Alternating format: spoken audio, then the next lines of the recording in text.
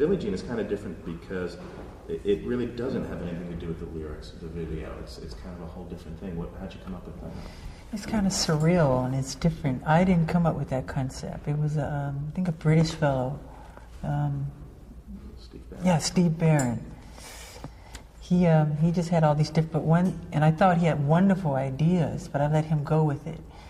The only part I wrote in the piece was I said, I just want a section. I said, give me a section where I could dance a little. Because he said no dancing in the whole piece. He said, no dancing. I said, just give me one little moment.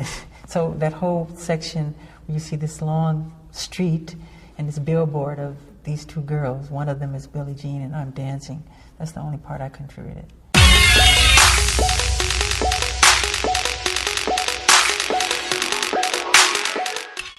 E aí, seus fela! Thriller, todo mundo sabe que é o álbum mais vendido do mundo, cerca de 100 milhões de cópias e é imbatível. Não dá mais pra se bater Thriller, é impossível. Porque não se contabiliza mais como antigamente. Hoje tem muito artista que lança músicas em stream, toca tudo lá em stream e tá ótimo, tá fazendo sucesso, não lança mais nada físico. Bem, o primeiro clipe de Thriller é o primeiro single de Billie Jean, que a gente quase não viu esse clipe na televisão. Deixa eu contar essa fofoca pra vocês.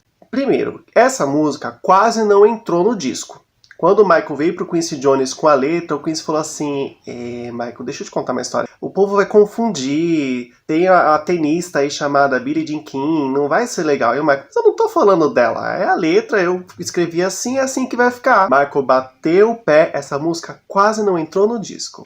Segundo ponto, isso aqui, ó. Faltou isso aqui, tá vendo isso aqui? Ó? Isso aqui. Pra gente não ver este clipe na televisão.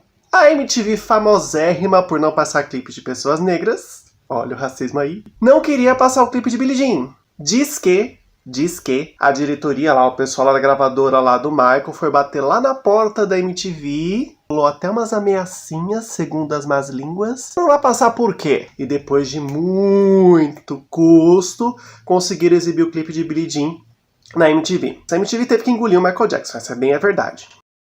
Tá? Porque depois da primeira exibição, todo mundo ficava ligando lá. Eu queria assistir aquele clipe daquele menino que o chão acende.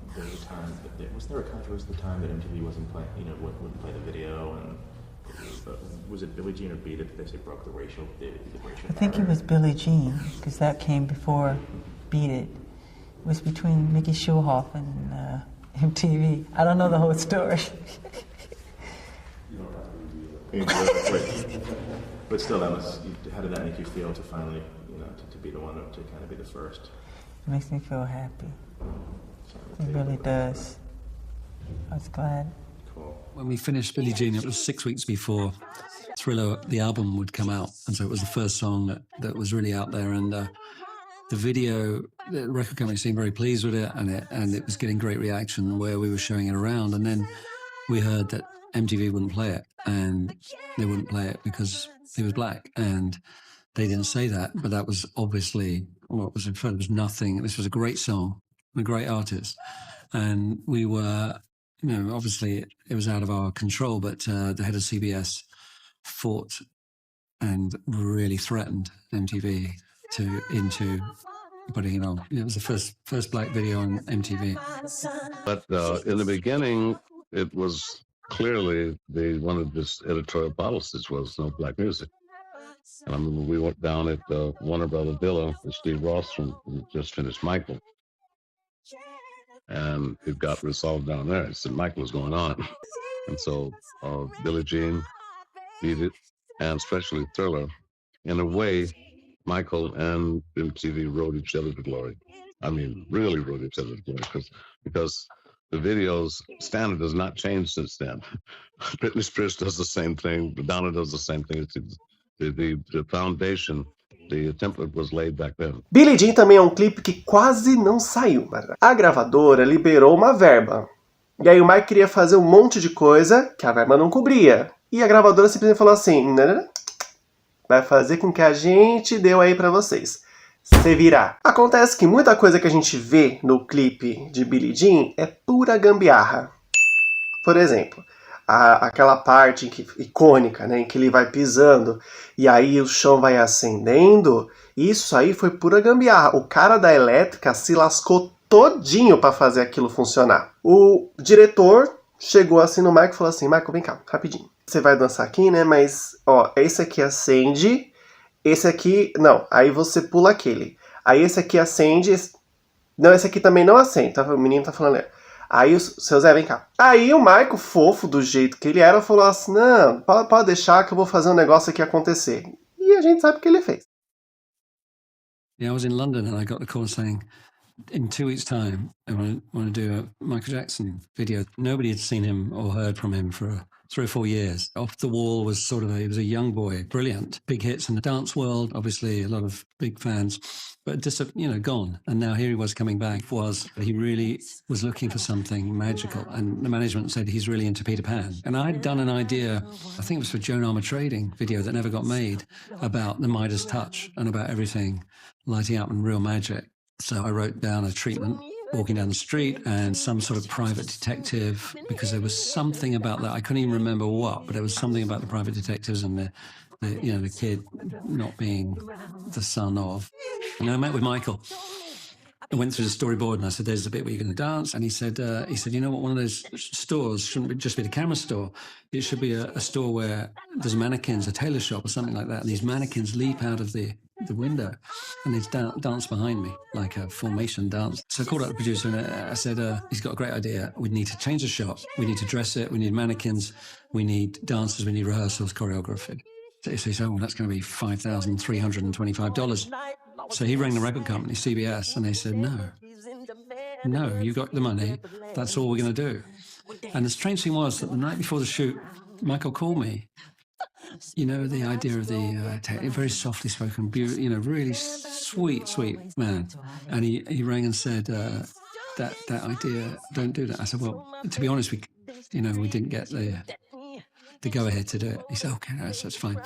And what obviously happened is that he thought, I'm going to do that in my next video and beat it. I'm going to do, real team dance in that. So let's keep this how it is.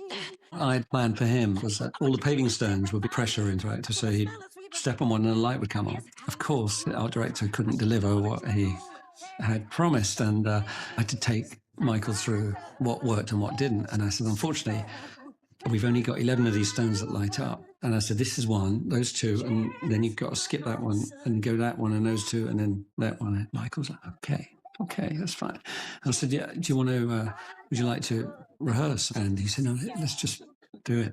Let's just do it. So we yanked the track, the chorus came up really loud, filled the stage, and then he started.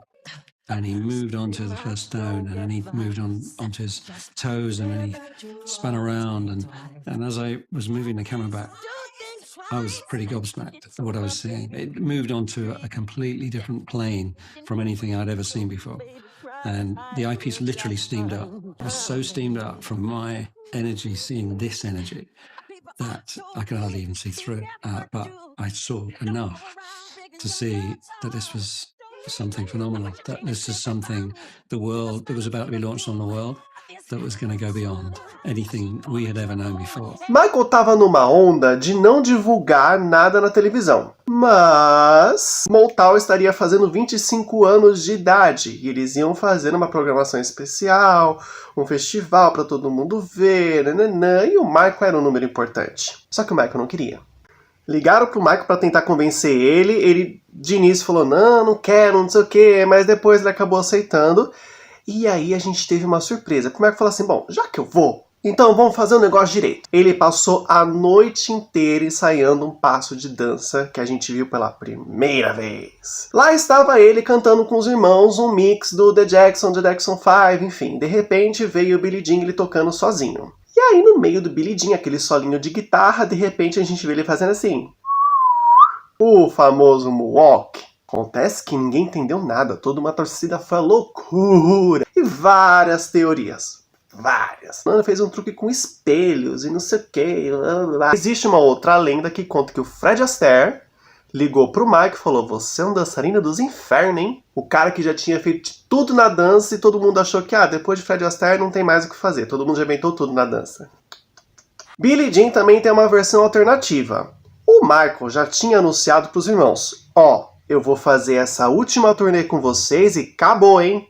ele queria fazer carreira solo. Isso todo mundo sabe desde o Off the Wall. Ele já estava enchendo o saco para isso. Só que os irmãos ficavam na orelha dele, até o pai e a mãe ficavam pegando no sentimental, sabe? Falando assim, não, os seus irmãos, coitadinhos e não sei o quê. Por um lado, eles tinham razão mesmo, porque sem o Michael, os The Jacksons não foi pra frente. Mas, como o Michael, ele cantava as músicas do Off the Wall, do Thriller, na turnê dos The Jacksons, na turnê do The Victory, que foi o último disco que eles lançaram juntos, e aí fizeram uma versão, pra promover essa turnê, uma versão desse clipe com cenas dessa turnê e Michael cantando Billie Jean. Billie Jean foi conceito, foi militância, foi muita coisa, ficou 7 semanas seguidas em primeiro lugar. Michael ganhou com esse disco 7 Grammys, 8 American Music Awards e 3 prêmios no MTV Music Awards. Thriller foi parar no Guinness Book como o álbum mais vendido de todos os tempos, e até hoje a gente sabe disso. É um disco que lançou tendência para muita coisa, de comportamento, de moda, de crítica, de música, de audiovisual, de tudo que você pode imaginar. E Michael fez jus àquilo que ele tinha prometido no lançamento de Off the Wall. Da próxima vez, eu vou fazer o melhor disco de todos os tempos. E ele fez. Então é isso, pessoas. Muito obrigado pela presença de vocês. Se de repente esqueci de alguma coisa, comenta aí pra eu ficar sabendo. E é isso, seus felas. Muito obrigado e até a próxima!